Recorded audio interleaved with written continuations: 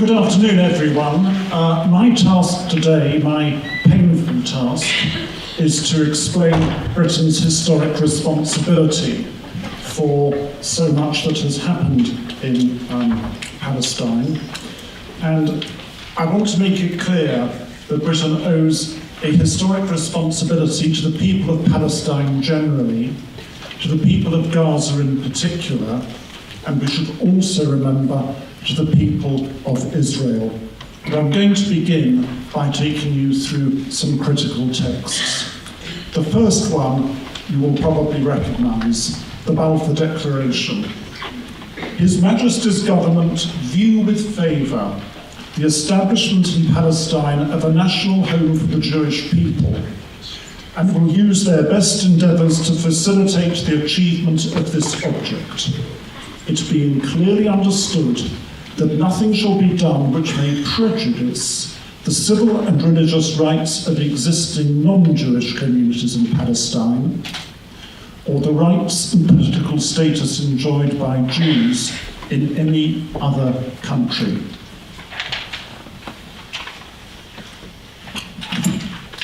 Now, if you try and put yourself back in 1917 and think of yourself as reading about this in your morning newspaper, and you would probably have thought it was a pretty good document.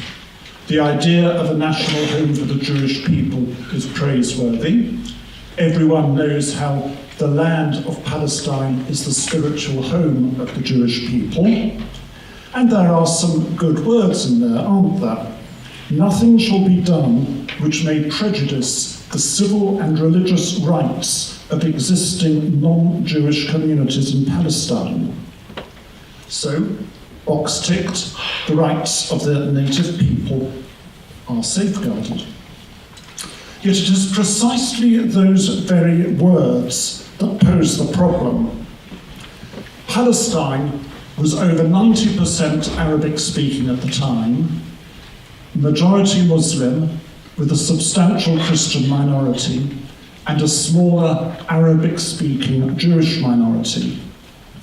They were citizens of the Ottoman Empire, where, in theory at least, there was equality before the law, and adult males had votes to the Ottoman Parliament and in local municipal councils. But the difficulty was that even before the First World War, nationalism was beginning to stir among the empire's Arabic speakers, including in Palestine.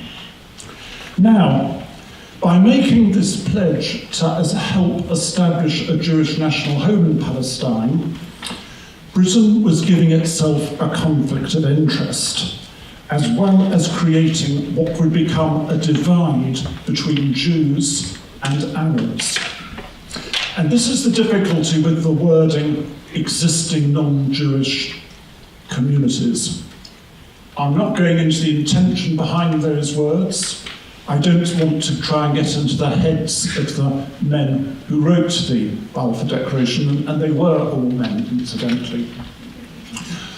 But the point I want to make is that those words misled. They were deceitful. In fact, I would call them objectively deceitful, because the words themselves deceive. It does not matter what the intention of those writing the words was. So, if you were a voter in Morningside or Manchester, a Jewish community leader in Glasgow, or a rabbi in Whitechapel, or a British Imperial civil servant in Whitehall, you would have probably been deceived by that. And therefore, when Britain started trying to implement the Balfour Declaration, very soon what it was doing led to intense feelings of resentment, turning into hostility on the part of the Arab population of Palestine. In 1920, there were riots with several fatalities. In 1921, there were more riots with more fatalities. And that brings me to my second document.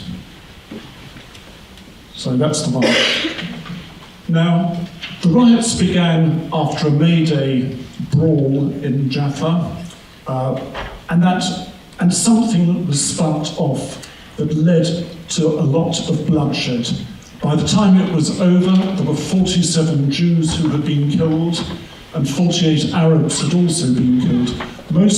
All the Jews had been killed by rioters. I think most of the Arabs have been killed by the security forces trying to crack down.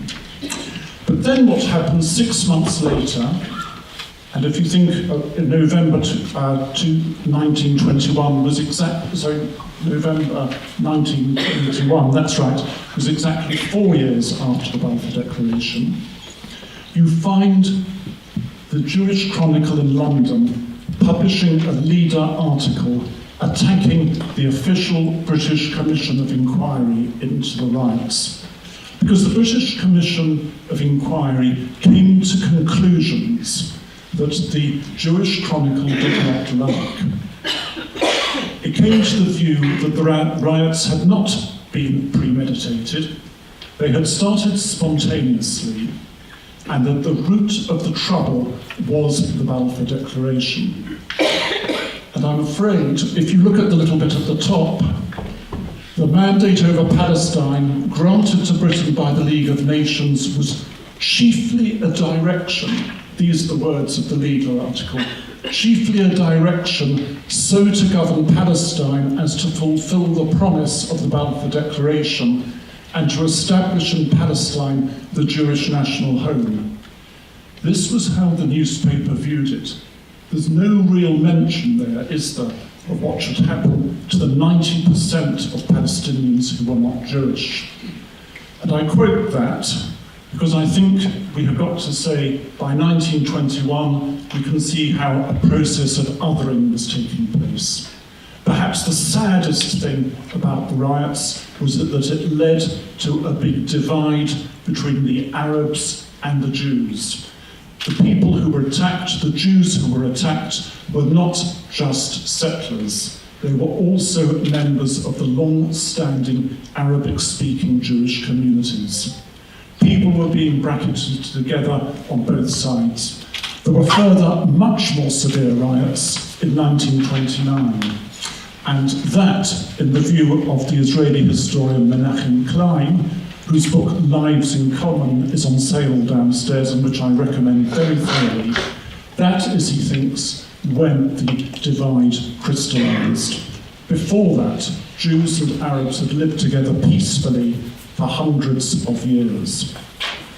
And that was before, of course, the Balfour Declaration, which I see as leading to the end of that. My third document is an extract from Article 22 of the Covenant of the League of Nations. This was written in 1919, and please try to assimilate the meaning of the words on their own terms, and forget about the fact that today we would certainly see this language as extremely patronising. What I'm interested in doing is trying to understand what the people who wrote this, and this was an internationally binding treaty, what they meant.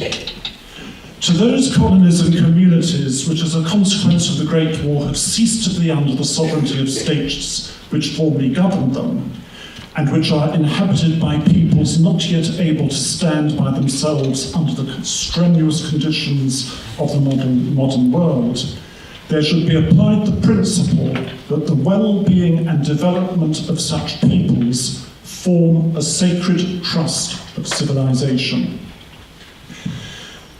Certain communities, formerly belonging to the Turkish Empire, have reached a stage of development where their existence as independent nations can be provisionally recognized. Now, Palestine fell into that category in the second paragraph. It was one of those communities. And so governing them by a mandatory power, in this case Britain, was a sacred trust of civilization. Now remember, at that time there was no doctrine of self-determination in international law. but the mandate system set up an exception. Britain was legally obliged to bring the people of Palestine to sovereign independence. But I think most of us here today know that that did not happen. Britain did not set up a parliament for Palestine or a system of government under which the parliament would have had responsibility for choosing a president, and the president would then appoint a prime minister.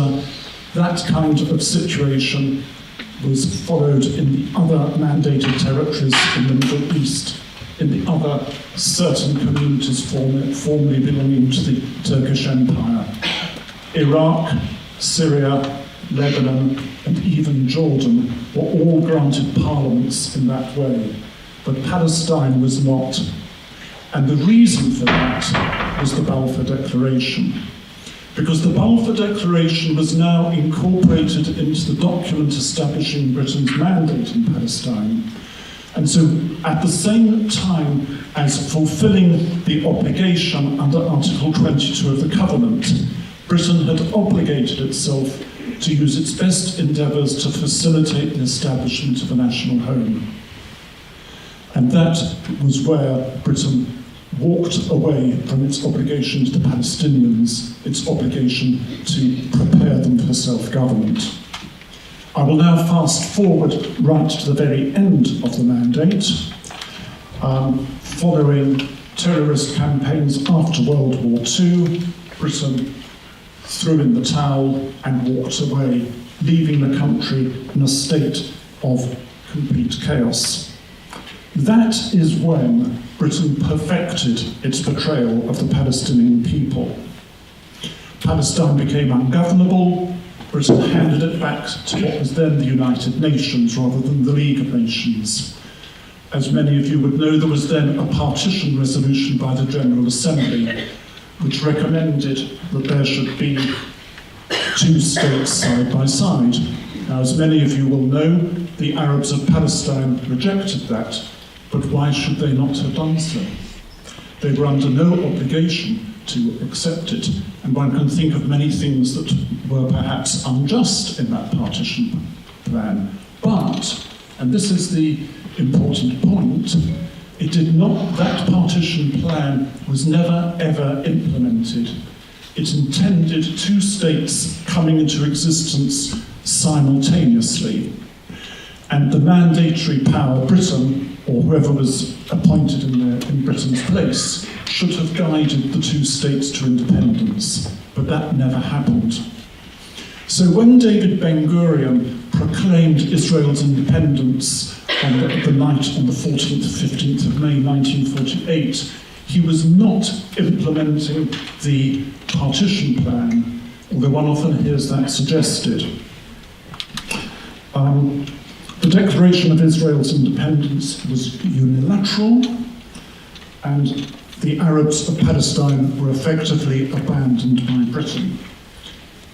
By that stage, of course, many Arab Palestinians had already been driven from their homes or fled in fear, and some Jews had also been driven from their homes and fled in fear, because we have to remember that when Britain decided to retreat from Palestine, it allowed law and order to break down, and that in itself would have made the implementation of the partition resolution impossible, quite apart from anything else.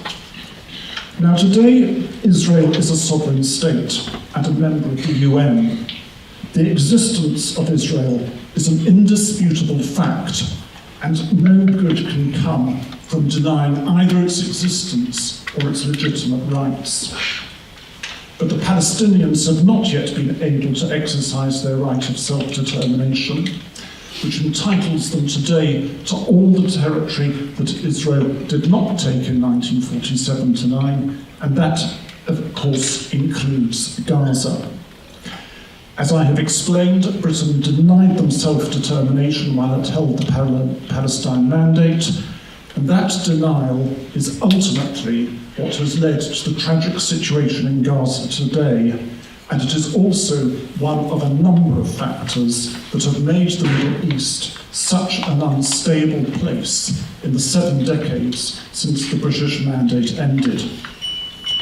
Britain carries a responsibility towards the Palestinians who live in Gaza, who are victims of its betrayal of its sacred trust. And that is a historic responsibility that our government should acknowledge now.